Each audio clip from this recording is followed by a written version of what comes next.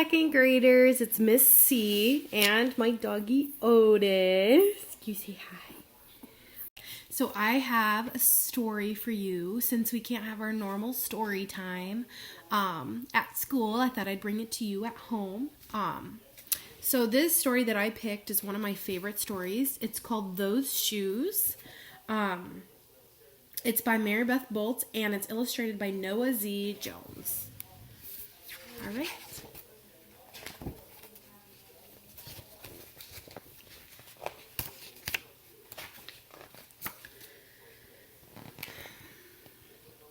I have dreams about those shoes. Black high tops, 2 white stripes. Grandma, I want them. There's no room for want around here. Just need, Grandma says. And what you need are new boots for winter. Has anyone ever had anyone say that to you? Oh, you want them, but do you need them? I know I have. Brandon T. comes to school in those shoes. He says he's the fastest runner now, not me. He says I was always the fastest runner before those shoes came along. Nate comes to school in those shoes. Antonio and I count how many times Nate goes to the bathroom. 7 times in one day, just so he can walk up and down the hall real slow. Next, Alan, Jacoby, and Terrence each get a pair. Then, one day, in the middle of kickball, one of my shoes comes apart. Looks like you could use a new pair, Jeremy, Mr. Elfrey, the guidance counselor, says. He brings out a box of shoes and other stuff he has for kids who need things. He helps me find the only shoes that are my size, Velcro, like the ones my little cousin Marshall wears. They have an animal on them from a cartoon I don't think any kid ever watched. When I come back to the classroom, Alan Jacoby takes one look at Mr. Elfrey's shoes and laughs, and so does Terrence, Brandon T., and everyone else. The only kid not laughing is Antonio Parker. At home, Grandma says, "How kind of Mr. Elfrey." I nod and turn my back. I'm not going to cry about any dumb shoes. But then I'm writing my spelling words later. Every word looks like the word shoes. And my grip is so tight on my pencil, I think it might burst. Look at the picture. How do you think he might be feeling? I don't think he's feeling too good. On Saturday, Grandma says, "Let's check out those shoes you're wanting so much." I got a little bit of money set aside. Might be enough. You never know.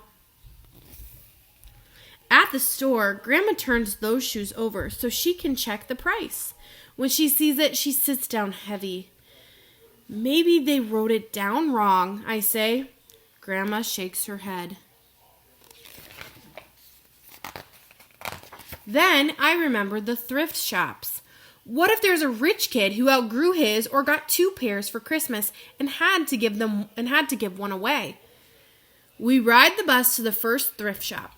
Black cowboy boots, pink slippers, sandals, high heels, every kind of shoes except the ones I want. We ride the bus to the second thrift shop. Not a pair of those shoes in sight. Around the corner is the third thrift shop. I see something in the window. Black shoes with 2 white stripes, high tops, perfect shape, $2.50. Those shoes. My heart is pounding hard as I take off my shoes and hitch up my baggy socks. How exciting, Grandma says. What size are they? I shove my foot into the first shoe, curling my toes to get my heel in. I don't know, but I think they'll fit. What do you guys think? Do you think they're gonna fit? Grandma kneels on the floor and feels for my toes at the end of the shoe. "Oh, Jeremy," she says, "I can't spend good money on shoes that don't fit." I pull the other shoe on and try to walk around. "They're okay," I say, holding my breath and praying that my toes will fall off right then and there. But my toes don't fall off. I buy them anyway with my own money, and I squeeze them on and limp to the bus stop. At home, a few days later, Grandma puts a new pair of snow boots in my closet and doesn't say a word about my too big feet shuffling around in my too small shoes. "Sometimes shoes stretch," I say. Grandma just gives me a hug. I check every day, but those shoes don't stretch. I have to wear my Mr. Elfrey shoes to school instead. One day during math, I glance at Antonio's shoes. One of them is taped up, and his feet look smaller than mine. After school, I head to the park to think. Antonio is there, the only kid who didn't laugh at my Mr. Elfrey shoes. We shoot baskets. A loose piece of tape on Antonio's shoes smacks the concrete every time he jumps. I think, I'm not going to do it. We leap off the swings. I'm not going to do it. What do you think he's thinking in his head right now? We race from one end of the playground to the other. I'm not going to do it, I say. Do what? Antonio says, breathing hard. Grandma calls me for supper and invites Antonio over too. After supper, he spies my shoes. "How come you don't wear them?" Antonio asks. I shrug.